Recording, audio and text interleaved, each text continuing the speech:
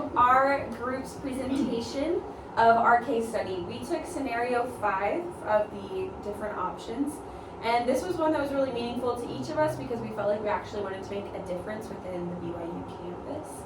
And so for us, we met in our first meeting and we talked about different things that we could do, different groups that we felt like needed impact or change within it, and we decided that one of the biggest ways that we can make a change was by impacting campus culture overall. And so we decided to tackle diversity, equity, and inclusion and belonging within the UNIV 101 courses that are currently being offered.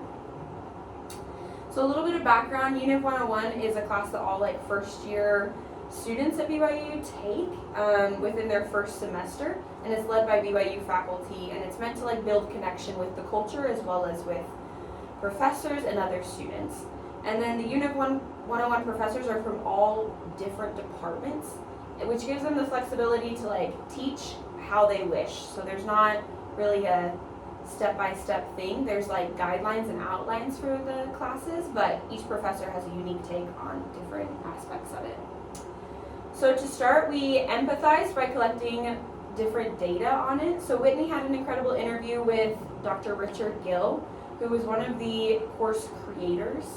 And he mentioned a summer training that is done for all faculty before they go into UNIV 101 teaching within the next semester. And then he mentioned within that interview also with Whitney that there is an outline that's given to professors and that we could probably come up with content for that within the toolbox portion of it, but creating new lessons or a new class is not really an option right now. And so after collecting that data, Claire met with 2 UNIV 101 professors, and they mentioned that they don't really use the toolbox or they don't really know that things were there, but they did mention that being aware that there were resources within the toolbox that could help them create more interactive lessons or activities would be great, and that having activities or videos or additional thoughts to add to the current lesson plans would be really beneficial for students, as well as to take some of the stress off of them for creating new content. And so after we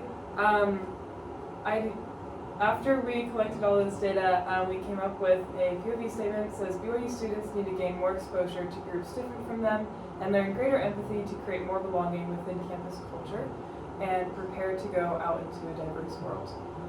So we just think that having these resources in UNIV 101 will help students just be a lot more prepared to fulfill BYU's mission and to have more understanding as they go out into the world after they graduate to work. And so we ideated. We started by trying to figure out which specific audience we want to target, and we went around and we shared personal stories with each other of people we know to try to narrow things down a little bit. And we ended up deciding that we want to not focus on just one specific group, and we would rather try to teach general students about how to be more inclusive of lots of different groups. And so we decided to focus on more general education for students. Some ideas we had were a mandated DEI course for GE credit. We thought maybe adding DEI lessons to UNIV 101 would be cool. We thought it could be nice to have guest speakers or panels in different classes to teach about DEI. And then we also thought about giving UNIV 101 professors DEI resources. And Helena talked about some of the factors that influenced the final idea we ended up settling on. Yeah, so after going through and ideated all those, we finally settled on working with that toolbox that we had mentioned with the UNIV 101 class. This would be the most achievable and rewarding option for us. And so in reviewing the current toolboxes, we saw the greatest opportunity in units 10 and 13 for expanding those current tools and lesson practices in order to include more topics about diversity and belonging that we think would be effective for faculty and students to learn about. And so we had an implementation plan, we reviewed the toolboxes, we selected those units.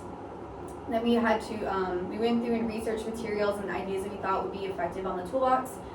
And then we compiled all of it, we put it into a letter that we are planning to send to the UNIV 101 administration.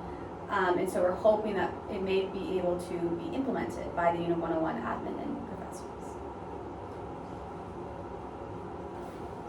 Okay, so as far as where we are at currently with this project and where we see it going, so yes, as Abby mentioned, we looked at the lesson guides, all the slideshows for the different lessons, and then the toolboxes, and again, as Dr. Gill had told me, couldn't change the lesson plans or the guides, couldn't change the PowerPoints, but we could add to the toolboxes.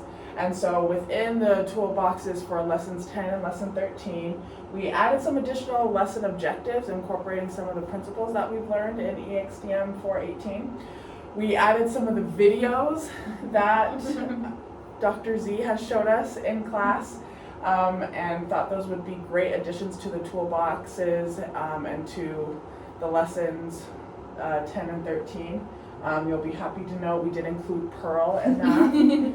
We also added some additional in-class activities, some in-class activities that again we have done in EXDM 418, and then some activities that we just came up on our own that we thought would be hugely beneficial for class, again tying in the current lesson plans with additional DEIB principles. And then we also added some outside of class activities and homework. I don't know that the students are going to love more homework, but they should. And then, so again, as Abby already mentioned, the two lessons that we focused on were 10 and 13, and just a little bit more context about those lessons. So lesson 10's title is How Do I Bring Strength to Our BYU Community, and really focuses on President Nelson's talk of being peacemakers. And so with all of these additional lesson objectives, videos, activities, and so on, wanted to support what our prophet was teaching, and then again just add in additional principles. And then lesson 13, how can I help create covenant belonging at BYU? So our next step, again, Abby kind of already mentioned, we've crafted a letter that we're going to send to Dr. Richard Gill and Dr. Jonathan Sandberg, the two originators of this course, or original content creators. The hope is that they will then add the toolbox resources that we've created to the online resources used for faculty, and then in the summer training that they do with faculty, they will bring all of this up with them. And kind of the huge selling point of motivating faculty to use these toolbox resources is that it's created for BYU students, or by BYU students for BYU students, which faculty expressed they would have an appetite for. So ultimately, we hope that University 101 professors will continue to incorporate more DEIB principles into their teaching. This can be accomplished by continually updating the toolbox and making it an emphasis that professors use the tools presented there. Some just quick personal insights. Doing this project has allowed us to see that there really is a lot of red tape here at BYU. I mean, even though UNIV 101 has the guides, the toolboxes, the plans, you know, we can't really change a lot of that. In addition to employee autonomy, all the professors have really free reign of how they teach these things. So no two UNIV 101 classes are the same. There's over 300 sections of UNIV 101. So it's kind of, you know, there can be difficulty to navigating the red tape and the freedom that employees have. We know that much of a BYU student's experience of belonging is on the faculty, and so really want to continue to make an emphasis on faculty and how they teach and how they present these principles. And so the next step really beyond this project is to hopefully make EXDM 418 or something similar mandatory for both students and employees. And we also kind of noticed that through this process, like, it is kind of difficult to create quick changes in bigger institutions like BYU. And as we were adding stuff to lesson plans, we noticed that there is a balance that must be struck to make sure that everyone feels welcome, and that everyone feels included in these discussions without feeling like bad about themselves or anything, just that we're being inclusive of everyone regardless of where they're starting. Another thing that we ran into is that it's difficult to design effective lessons for diverse student backgrounds. So some people may come from a very diverse neighborhood where they experience a lot of these things and they might become bored, a little bit frustrated with these lessons, but there's also a lot of people that come from very, non-diverse areas, and so we want to be able to cater to both of those populations while it's still being effective and engaging for everyone. We believe that a big way to do this is by training faculty. Not everyone has the incredible opportunity to be taught by Dr. Z and to be able to receive his incredible inspiration and insights and to be led with love and Christ-like compassion towards everyone. And so we believe that being able to allow training of DEI to faculty in the future could be an incredible place to continue to create a better campus culture.